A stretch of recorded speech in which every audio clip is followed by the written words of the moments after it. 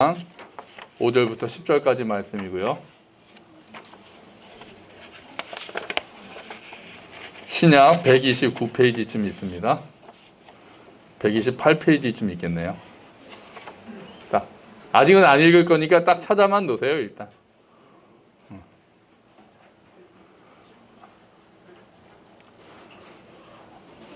누가복음 19장 5절부터 10절까지 말씀이고요.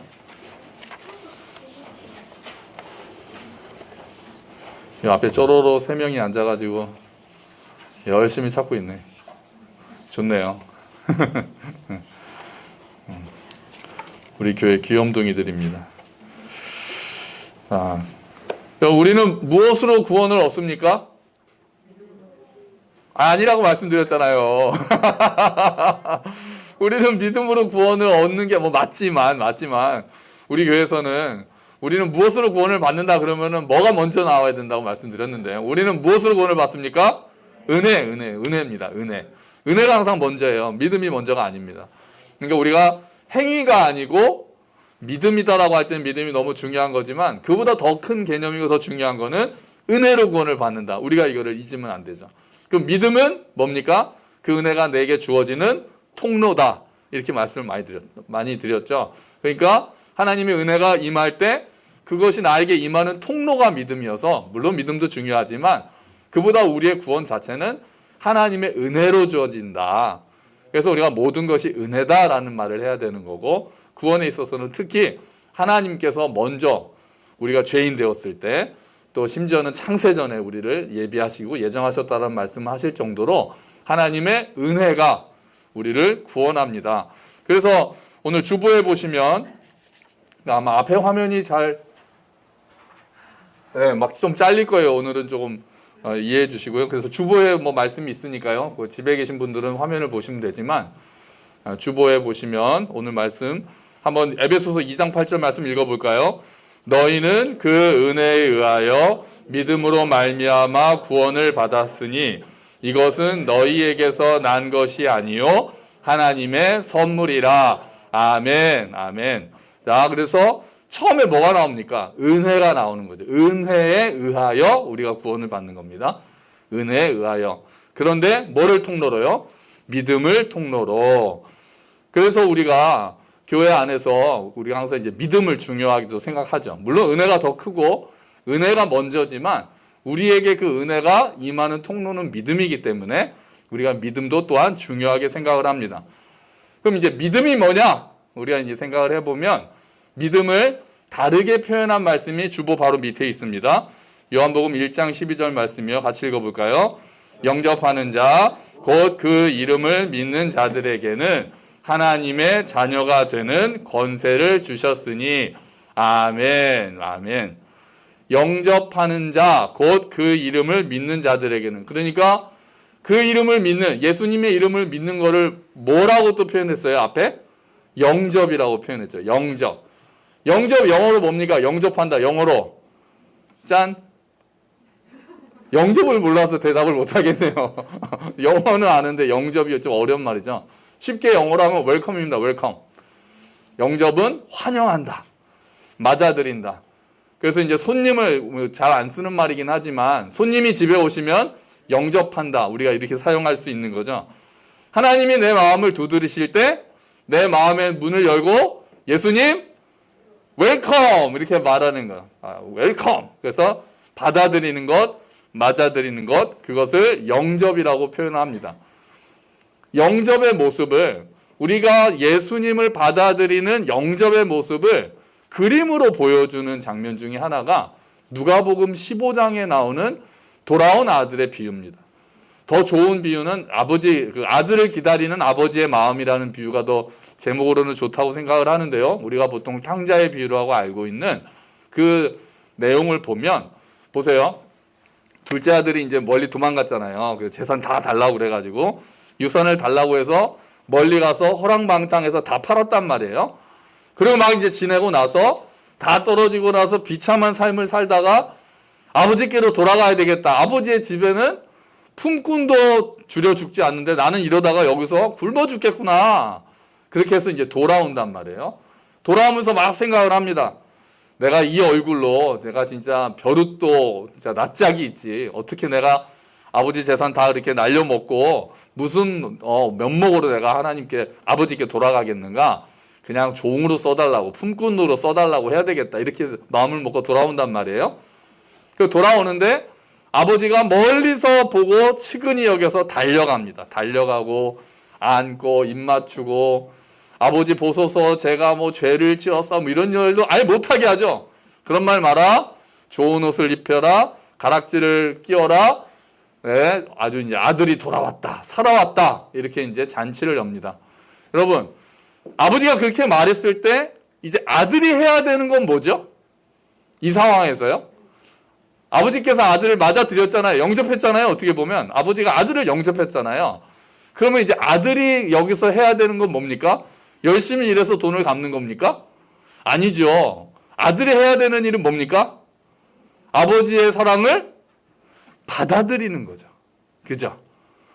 아들이 해야 되는 유일한 일은 여기서 열심히 일해가지고 내가 뭔가 돈을 갚겠다거나 저는 자격이 없으니까 아버지 그렇게 하지 마시고요 라고 그거를 거부한다거나 그게 아니라 아들이 해야 되는 일은 아버지가 맞아들였을 때 아버지가 아들을 영접했을 때 그 영접을 받아들이는 것, 그 사랑을 받아들이는 것, 그게 아들이 해야 되는 유일한 일인 거죠. 예수님을 영접한다는 것은 오히려 예수님이 우리 안에 오실 때, 우리를 마음을 두드리실 때, 먼저 우리를 사랑하셨을 때 그 사랑을 받아들이는 게 영접입니다. 그게 믿음이에요. 우리가 뭔가를 해서 하나님 마음에 들고자 하는 게 아니라 하나님이 먼저 사랑하셨다고 할 때 그것을 받아들이는 것. 하나님이 나를 사랑하셨구나라는 것을 받아들이는 것. 나를 위해서 이렇게까지 목숨까지 버리셨구나라고 말씀하실 때 정말 그렇습니까? 제가 그걸 받아들이겠습니다 라고 영접하는 것이 그것이 믿음인 겁니다. 아버지가 나를 조건 없이 받아들였습니다. 아버지가 아들을 아무 조건 없이 그럼 너가 그동안에 일한 거 날린 거 다 이래서 갚아라. 앞으로 착하게 살아야 된다. 이런 게 먼저 있는 게 아니었습니다.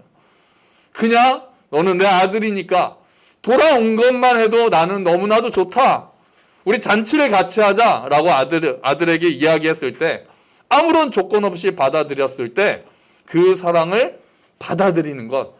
그것이 영접하는 거고 그것이 믿음이라고 성경은 이야기하고 있는 겁니다. 하나님의 사랑을 받아들이는 것. 그게 이제 믿음의 시작입니다. 하나님이 어떤 일을 하셨고 아는 것도 이제 중요하죠. 믿음의 내용들이 들어가겠죠. 예수님이 죽으셨고 내가 죄인이고 그것 다 떠나서 가장 기본적인 것은 하나님께서 나를 사랑하신다고 하실 때 그 사랑을 받아들이는 겁니다. 그게 우리 믿음의 시작이 되는 거예요. 그리고 그게 영접하는 겁니다. 성경에 영접과 구원이라는 말이 같이 나온 부분이 있습니다. 영접과 구원이 같이 나온 이야기가 오늘 우리가 읽을 이제 누가복음 19장 말인데요. 삭개오 이야기입니다.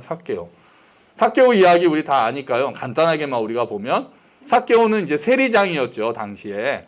당시에 세리들은 자기들이 그 동족 유대인들을 착취해가지고 로마 권력에게 돈을 주고 또 많은 것들을 부정하게 빼돌려가지고 자기가 부를 쌓는 사람들이었기 때문에 그 당시 로마 사람들한테는 좋은 사람이었겠지만 동족들이 볼 때는 매국노였고 아주 멸시하고 증오하는 대상이었습니다.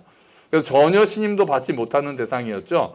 그 공동체에서 인정받지 못하는 그런 사람이 삭개오였습니다. 아마 돈은 많았지만 외로웠던 사람이었을 거예요. 그런데 그가 어느 날 예수님이 지나가신다는 소문을 듣습니다. 궁금하잖아요. 그 당시 한참 떠오르는 별인 예수님이 그렇게 막 기적을 행한다고 그러고 정말 설교도 잘하신다고 그러고 그러니까 얼마나 궁금했겠어요. 근데 키가 작아서 사람들이 몰려드니까 가까이 갈 수가 없는 거예요. 볼 수가 없는 거예요. 포기하지 않습니다. 체면도 아주 채통도 잊어버리고 그냥 나무 위로 올라갑니다. 그때 어떤 일이 일어납니까? 나무 위에 올라가서 예수님이 오시는 걸 보고 예수님께서 저 사람이 예수구나 하면서 보고 있는데 그 예수님이 이렇게 지나가시다가 갑자기 누가복음 19장입니다. 오늘 말씀입니다. 갑자기 5절부터 한번 같이 읽어볼까요? 예수께서 그곳에 이르사 쳐다보시고 이르시되 삭개오야 속히 내려오라 내가 오늘 내 집에 유하여야 하겠다 하시니 급히 내려와 즐거워하며 영접하거늘 뭇 사람이 보고 수군거려 이르되 저가 죄인의 집에 유하로 들어갔도다 하더라. 삭개오가 서서 주께 여짜오되 주여 보시옵소서 내 소유의 절반을 가난한 자들에게 주겠사오며 만일 누구의 것을 속여 빼앗은 일이 있으면 내 갑절이나 갚겠나이다. 예수께서 이르시되 오늘 구원이 이 집에 이르렀으니 이 사람도 아브라함의 자손이미로다. 인자가 온 것은 잃어버린 자를 찾아 구원하려 함이니라. 아멘. 갑자기 예수님께서 이름을 부르십니다. 얼마나 놀랬을까요?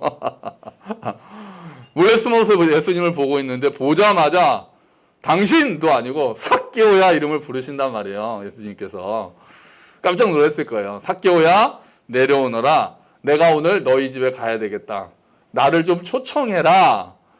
다시 말하면 나를 영접해라. 예수님이 그렇게 말씀하시는 거죠. 나를 영접해라. 예수님이 그렇게 말씀하시는 거예요. 이게 예수님이 두드리시는 거죠. 문을 열고 나를 들어가게 해다오. 예수님이 그렇게 말씀하십니다. 그렇게 했더니 삭개오가 뭘 합니까? 내려와서 예수님을 영접합니다.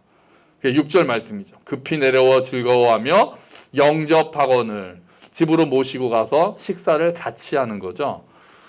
그리고 후에 예수님께서 오늘 구원이 이 집에 이르렀으니 이 사람도 아브라함의 자손이로다 라고 선포하십니다. 여기서 구원이 이르렀다는 건 무슨 말입니까? 죽어서 천국 간단 말입니까? 그것도 포함하지만 더 중요한 말은 이 사람이 아브라함의 자손이다라는 말이 중요합니다. 그럼 어떤 의미입니까? 이제 이 삭개오도 하나님 나라의 국민이다. 옛날 표현을 한다면 하나님 나라의 백성이지만 지금 시대에 맞게 우리가 이야기한다면 이제 이 삭개오도 하나님 나라에 들어가게 되었다. 하나님 나라의 국민이다. 이렇게 말씀해 주시는 거죠. 그게 구원이 이르렀다는 표현입니다. 이제 삭개오는 죽어서 천국 갈 것이다. 그렇게 표현하지 않으시고 구원이 이르렀다 하시는 말씀은 이 사람이 이제부터 오늘 이 시간부터 하나님 나라의 국민으로 살아갈 것이다. 예수님께서는 그렇게 선언하시는 거죠. 구원이 하나님 나라의 국민으로 살아가는 것을 이야기합니다.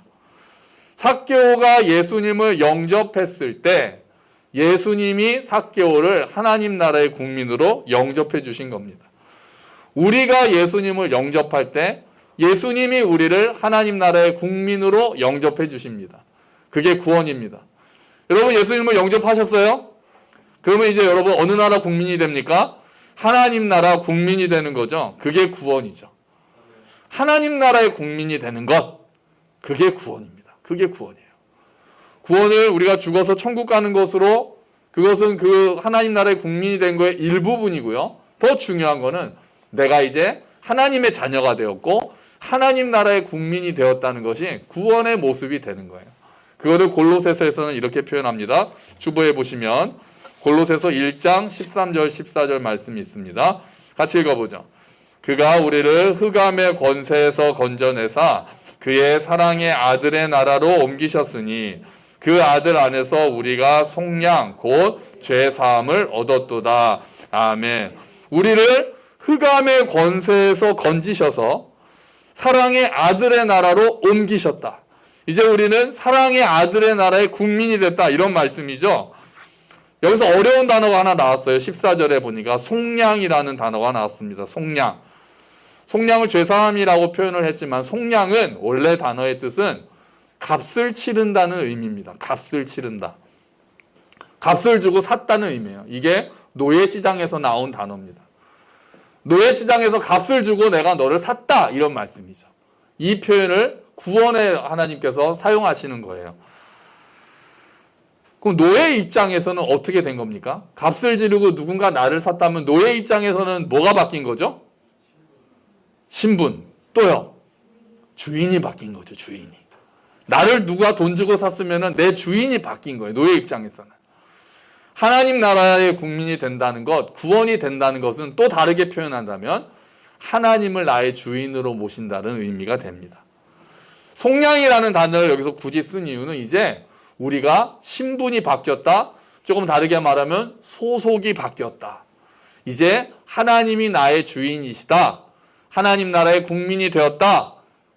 그렇게 이야기하기 위해서 속량이라는 단어를 쓴 겁니다. 예수님을 믿고 영접하면 그러니까 중요한 건 이렇게 표현할 수 있습니다. 우리의 소속이 바뀌게 되는 거예요. 이게 먼저입니다. 예수님을 믿고 영접하면 우리의 소속이 바뀌게 됩니다. 나중에 우리가 천국 가는 기준이 뭡니까? 착한 일을 얼마나 했냐입니까? 아니죠. 어느 나라 소속이냐에 따라서 하나님 나라로 가는 겁니다. 소속에 따라서요. 코로나 초기였나요? 이제 막 유럽 이쪽에 막 코로나가 막 많이 이렇게 번졌을 때 각 나라에서 그 나라에 있는 자기 나라 사람들을 구하기 위해서 비행기를 보냈었습니다. 각 나라에서요. 그들을 구해내려고요. 그들을 구해내는 이유는 그 사람이 우리나라의 국민이기 때문에. 우리나라의 국민인 사람들을 구하기 위해서 비행기를 보내서 구해왔단 말이에요. 마찬가지로 이제 우리가 소속이 하나님 나라의 국민이 되었기 때문에 이제 하나님께서 우리를 지켜주시고 우리가 이 땅에 살면서는 하나님과 동행하고 그리고 우리가 또 죽어서는 하나님과 함께 있는 그런 자격을 가진 사람들이 되었다는 거죠. 내가 얼마나 노력했느냐가 중요한 게 아니라 내가 어디 소속이냐가 중요한 거고 구원받았다는 거는 내가 하나님 나라의 소속이다. 하나님 나라의 국민이다. 그것이 훨씬 더 중요한 겁니다. 삭개오가 예수님께 말하죠. 예수님한테 이렇게 예수님과 함께 서서 내가 가진 거의 절반을 가난한 사람들 나눠주고 속인 거 있으면 4배를 갚겠다. 이렇게 이야기를 합니다. 삭개오의 소속이 바뀌었기 때문에 이제 그 소속에 맞는 삶을 살겠다라고 결단한 거죠. 삭개오의 이 결단은 내가 이전에는 흑암의 권세에 있었으나 이제 하나님 나라의 국민이 되었으니까 그에 맞게 살겠습니다. 내 주인이 내가 이전에는 세상을 주인으로 삼고 있었지만 이제 하나님이 나의 주인이시니까 그분의 뜻에 맞게 살겠습니다. 내 소유를 가난한 자에게 나눠주겠습니다. 내가 하나님 나라에 속했으니까 하나님 나라의 법대로 살겠습니다.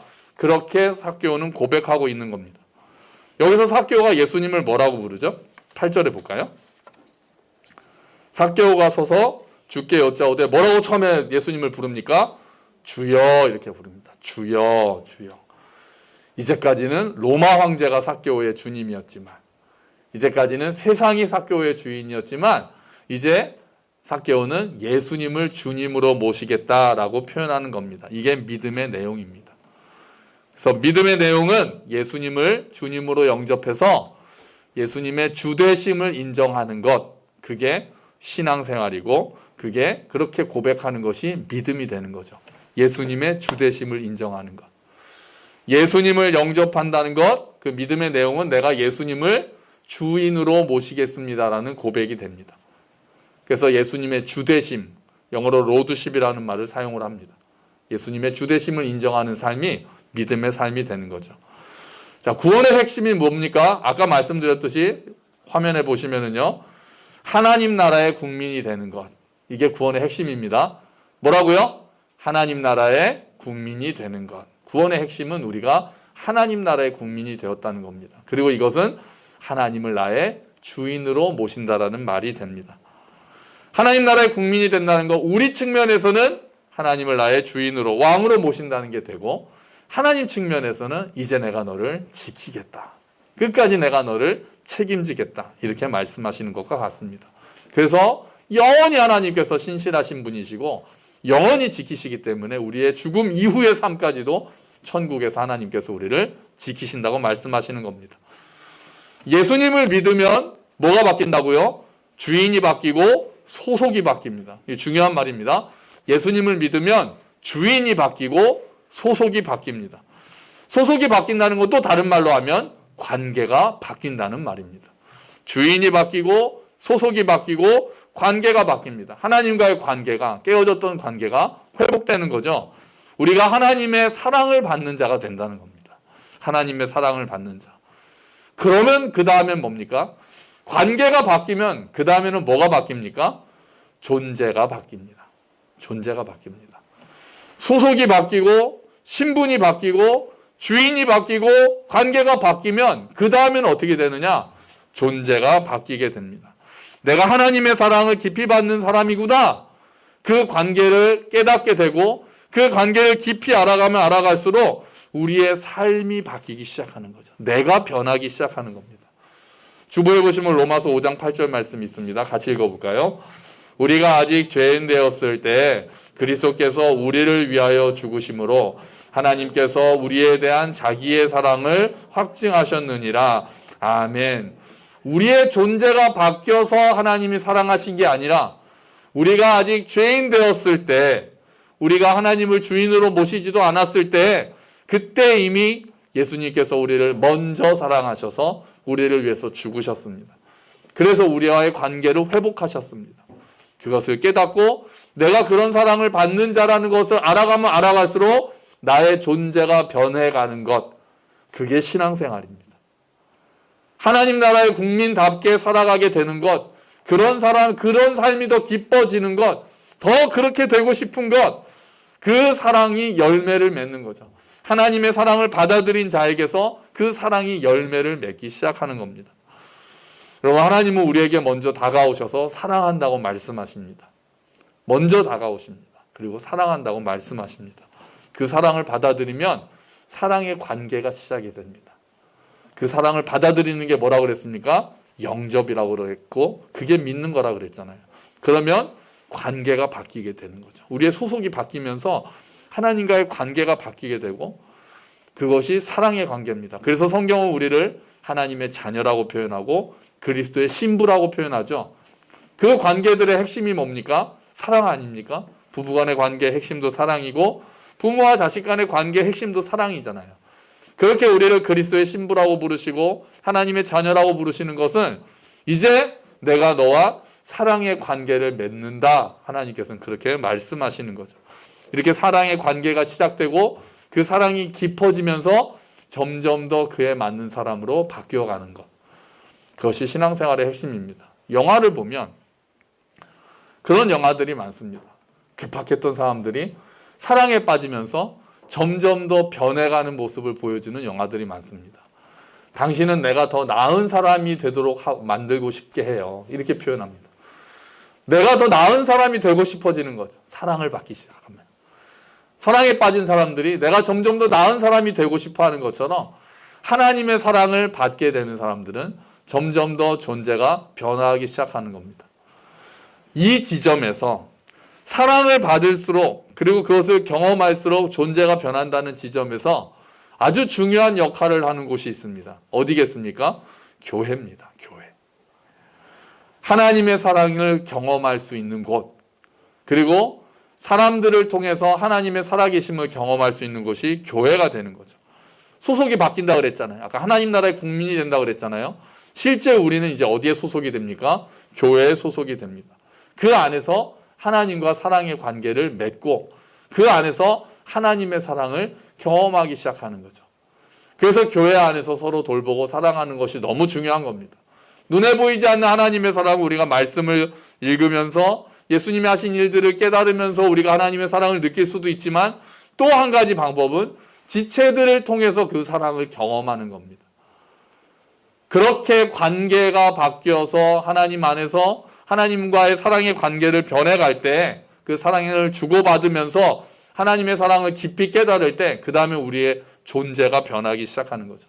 그래서 신앙생활은 혼자 할 수 있는 게 아닌 것입니다.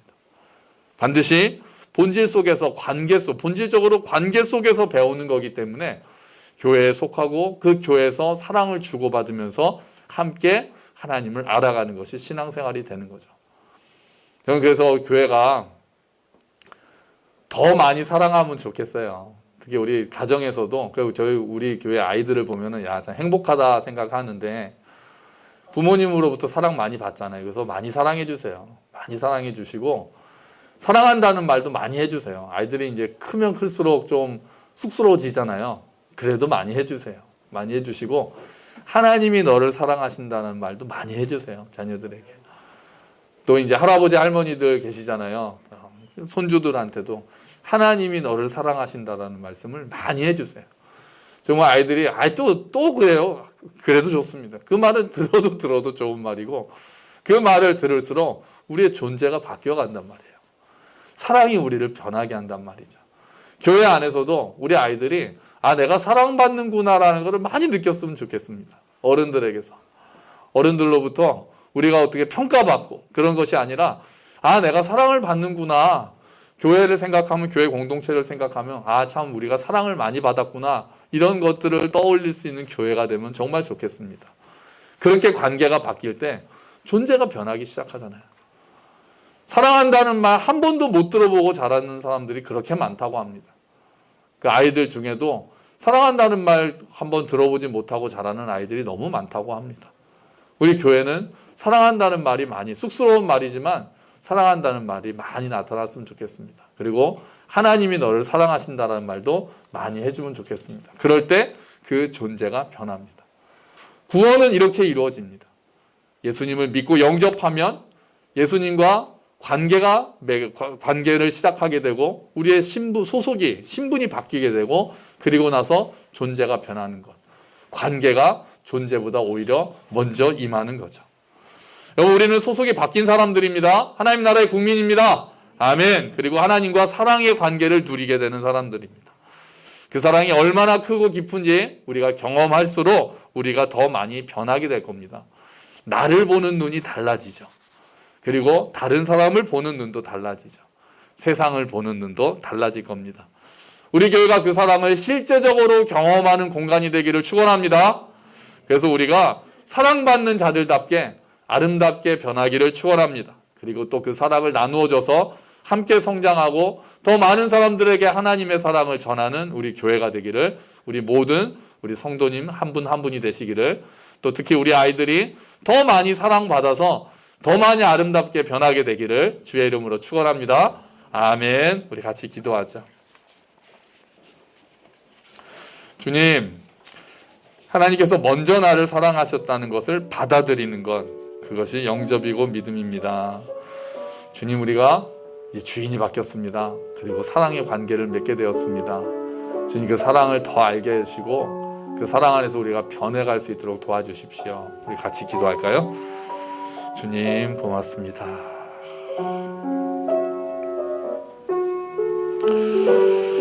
주님, 감사합니다.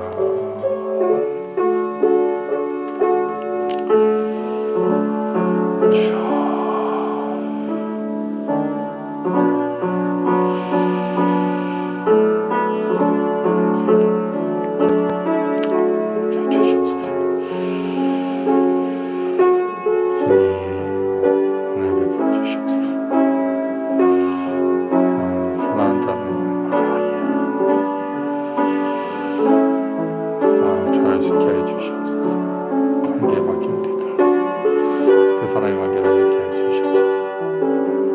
감사합니다, 주님.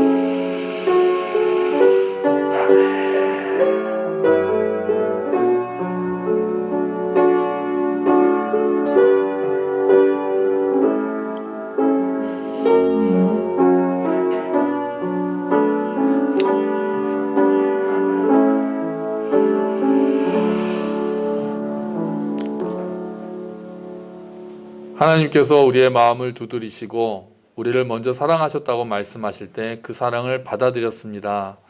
주님, 그렇게 우리가 주님을 영접하게 되었으니 감사합니다.